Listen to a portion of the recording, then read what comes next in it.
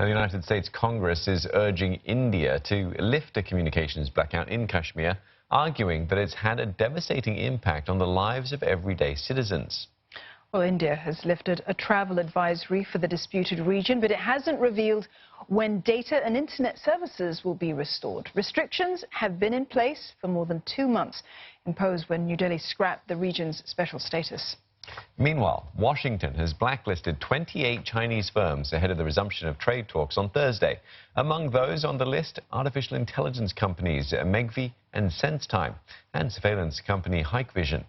They are said to be implicated in rights violations against Uighurs and other Muslim minority groups in China.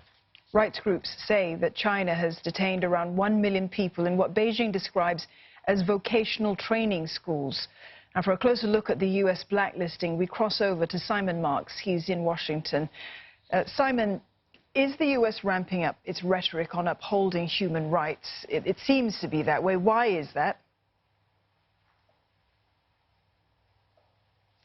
Look, I mean, I think there's no question that the United States Congress is ramping up its rhetoric on the issue of human rights. But the more interesting development, Dawn, has been those moves that you were just talking about taken by the Commerce Department. 28 entities from China, including 8 of China's largest telecommunications and technology companies, now targeted by the Commerce Department. In a statement, the Commerce Department said those entities have been implicated in human rights violations and abuses in the implementation of China's campaign of repression in Xinjiang. So uncompromising language being used in that Commerce Department statement, and then uncompromising language being used by the often taciturn Secretary of Commerce, Wilbur Ross. He said the United States cannot and will not tolerate the brutal suppression of ethnic minorities within China. So this is the United States at cabinet level, at President Trump's cabinet level,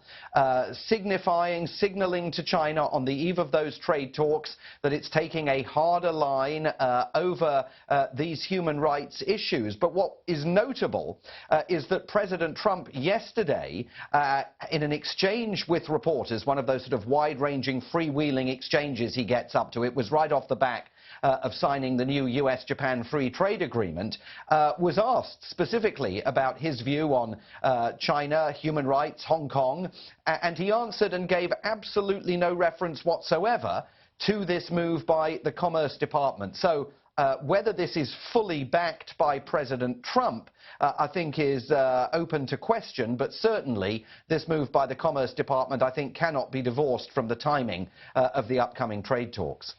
Tell us as well, Simon, not just about the trade talks coming up, but about the general sort of feel amongst NBA about the fallout that it's been sort of experiencing with China.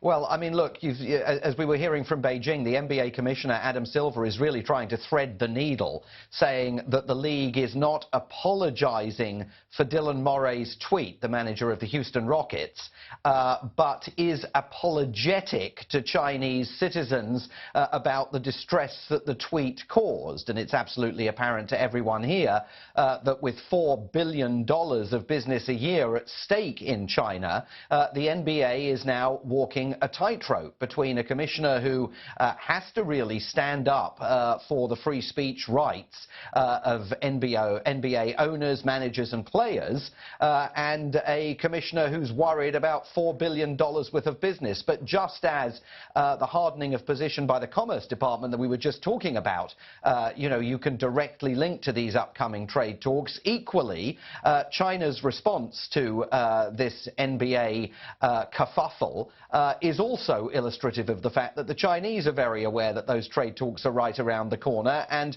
$4 billion of trade just from basketball and television rights and advertising and audiences alone, that's a huge piece of US business with China. So I don't think you can divorce any of this from the ongoing trade war. There are absolute trade war implications of both of these stories. Yes, many thanks for that. Simon Marks speaking to us from Washington, D.C.